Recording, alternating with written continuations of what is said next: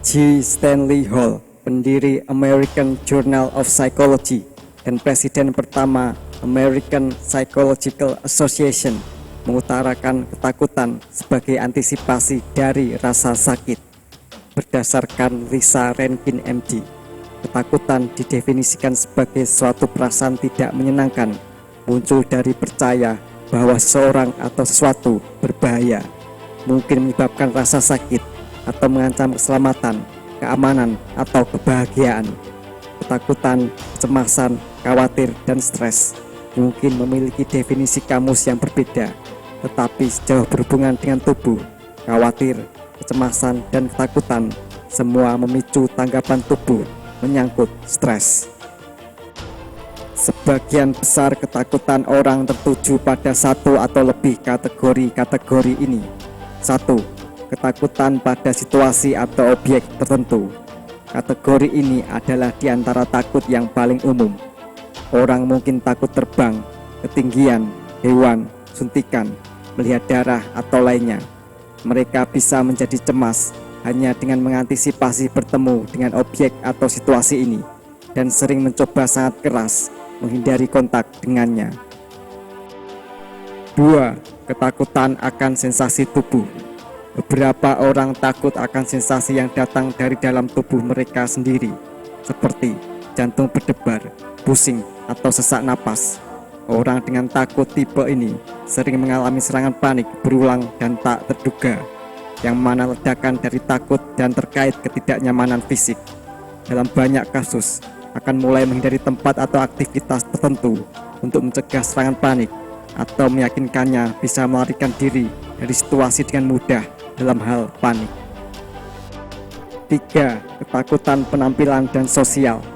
Banyak ketakutan orang berpusat di sekitar kekhawatiran mereka akan melakukan atau mengatakan sesuatu yang bodoh atau memalukan, atau orang lain akan mampu melihat seberapa gugup mereka, dan oleh karena itu berpikir minus akan mereka.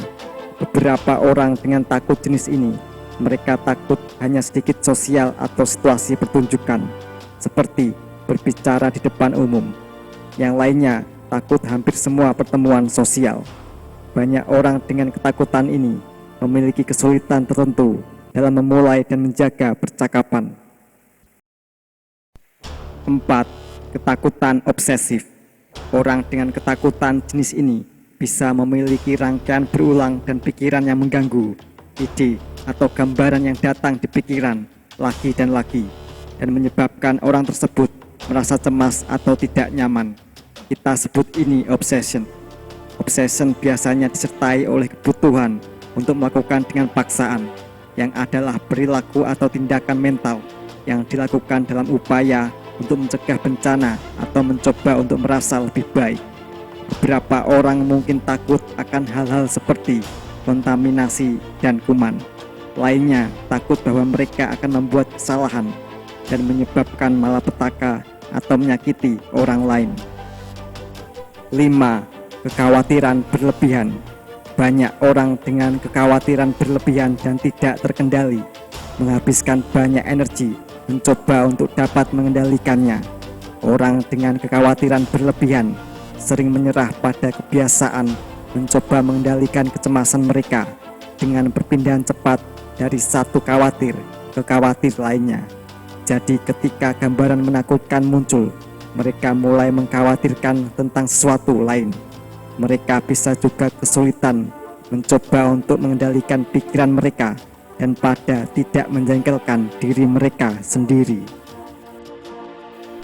6. Ketakutan pasca trauma. Beberapa ketakutan bisa berkembang setelah suatu pengalaman mengerikan atau yang mengancam nyawa. Orang dengan ketakutan ini sering merasa takut pada aktivitas atau situasi tertentu yang tidak berbahaya, tetapi yang mengingatkan mereka pada pengalaman trauma mereka dan membuat mereka merasa tidak aman. Beberapa orang mungkin mengembangkan ketakutan mengemudi setelah kecelakaan mobil, takut akan film perang setelah melayani dalam militer, dan lainnya. Sebagai tambahan, orang dengan ketakutan ini sering takut pada ingatan mereka sendiri dari trauma. Meninjau ketakutan dari 3 perspektif. yaitu biological, cognitive, dan behavioral. 1. Biological perspective. Ketakutan bisa dipahami dalam ketentuan dari central nervous system dan peripheral nervous system. Central nervous system.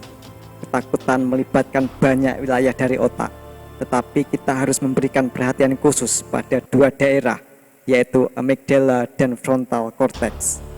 Amygdala nampak menjadi sumber utama dari reaksi ketakutan kita. Jika kita menempatkan seseorang pada brain imaging scanner dan orang tersebut membayangkan hal-hal yang benar-benar menakutkan, kita bisa melihat amygdala menjadi makin bertambah aktif. Di samping itu, individu dengan amygdala yang rusak memiliki kesulitan mengenali ekspresi wajah takut pada orang lain dan tidak nampak mengembangkan ketakutan sama mudahnya seperti sebagian besar orang melakukan. Frontal cortex adalah bagian yang membuat kita jelas manusia. Ini memberikan kita kekuatan logika dan penilaian, membantu mengendalikan perilaku kita dan memungkinkan kita menyelesaikan masalah yang kompleks. Kamu membutuhkan frontal cortex untuk memikirkan semuanya, membuat keputusan yang baik, dan membantu memahami apa yang sebenarnya terjadi. Bagaimana sinyal dalam otakmu berubah menjadi jantung berdebar, tenggorokan terasa kencang, merasa sangat gugup, mengalami ketakutan? Untuk menjawab pertanyaan ini, kita perlu melihat pada peripheral nervous system. Ketika amygdala membunyikan alarm takut, anggap frontal cortex tidak menghentikannya. Ini mengirim sinyal pada bagian lain otak yang disebut hypothalamus, yang pada gilirannya memberikan sinyal pituitary gland yang merangsang adrenal glands mengeluarkan adrenalin ke dalam aliran darah. Adrenalin kemudian bergerak ke semua organ tubuh dan menyalakan sensasi yang dikenal sebagai fight, flight, freeze response. 2. Cognitive perspective. Psikiatris Aaron T. Beck menunjukkan bahwa orang menjadi cemas tidak hanya karena takut objek atau situasi, tetapi juga karena pikiran tertentu atau percaya yang mereka miliki tentang objek atau situasi tersebut. Cognitive system bisa kadangkala berjalan salah. Dalam kasus seperti itu, pikiran kita terkait ancaman atau percaya memberitahu kita bahwa suatu objek atau situasi lebih berbahaya daripada yang sebenarnya. Ketika proses berpikir salah, mereka cenderung melakukannya dalam cara yang dapat diprediksi, dan orang yang merasa takut membuat mental error yang sama, yang Aaron T. Beck sebut cognitive distortion lagi dan lagi. Satu cognitive distortion yang umum adalah probability overestimation. Percaya hasil buruk atau peristiwa menjadi lebih mungkin untuk terjadi daripada yang sebenarnya. Cognitive distortion umum yang lain adalah malapetaka. Sebagai tambahan terhadap overestimating kemungkinan hasil buruk, kita cenderung untuk overestimate makna, pentingnya, keseriusan, atau besarnya akan hasil buruk tersebut. Kita juga bisa memiliki error dalam mental proses. Otakmu selalu mengambil informasi melalui sensori organ seperti mata dan telinga, memproses informasi tersebut agar masuk akal dan memilih informasi apa yang sebaiknya dipertahankan dan apa yang bisa dibuang. Kognitif proses yang terlibat adalah perhatian, penafsiran, dan memori. Ketakutan bisa hasil dari masalah pada satu atau lebih dari kognitif proses ini. Orang dengan ketakutan berlebihan memiliki bias pada perhatian dan memori. Juga masalah penafsiran nampak sering terjadi. Hasil dari cognitive bias ini adalah orang yang takut cenderung untuk melihat dan mendengar ancaman lebih di sekitar mereka, menafsirkan lebih akan bahaya menjadi situasi atau objek ambigu, dan selektif mengingat pengalaman yang nampak mengancam atau berbahaya. Dunia mereka pada sifatnya lebih menakutkan daripada dunia seseorang tanpa ketakutan ini. 3. Behavioral perspective. Sebagai contoh, kamu takut berbicara di depan umum. Hanya berpikir tentang harus memberikan sebuah pidato menyebabkanmu merasa berkeringat dan gugup. Dan kamu meyakinkan bahwa jika kamu harus memberikan pidato, kamu akan gagap, muka merah, atau muntah, dan ini akan mengerikan. Jadi cukup alami, kamu sangat termotivasi untuk menghindari berbicara di depan umum. Perilaku penghindaranmu akan mencegahmu belajar kebenaran, bahwa kamu bisa mungkin melewati cobaan berat dan tidak ada hal mengerikan akan terjadi. Satu-satunya cara untuk benar-benar belajar kebenaran dan mengalahkan ketakutan itu adalah dengan berhenti menghindari apa yang kamu takutkan.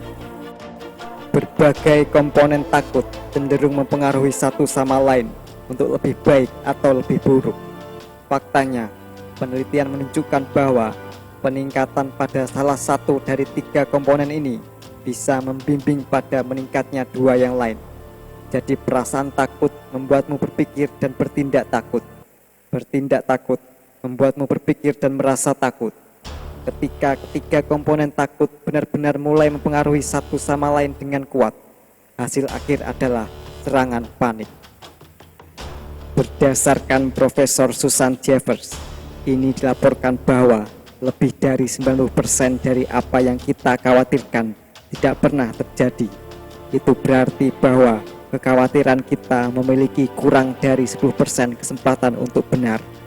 Berdasarkan tim SUR MA, peneliti menunjukkan bahwa 80% ketakutan orang tidak pernah menjadi kenyataan.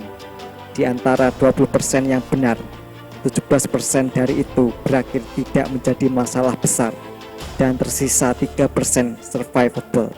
Dengan kata lain, 97% dari waktu kamu baik-baik saja. Penelitian menunjukkan bahwa sebagian besar perasaan bertahan tidak lebih dari 90 detik, kecuali kita memberikan cerita terhadapnya. Neuroanatomist Jill Bolte Taylor menyarankan bahwa jika kamu berada dalam situasi dengan perasaan seperti kekecewaan, terluka, pengkhianatan, atau kecemburuan selama 90 detik dan benar-benar merasakan sepenuhnya, ini terhapuskan. Sementara ini mungkin memerlukan lebih beberapa menit bagimu mengatasi kekecewaan. Tetap mendorongmu untuk tidak menangguhkan atau menutupinya. Miliki ini, mengakui ini, merasakan ini untuk setidaknya 90 detik, dan kemudian biarkan ini berlalu.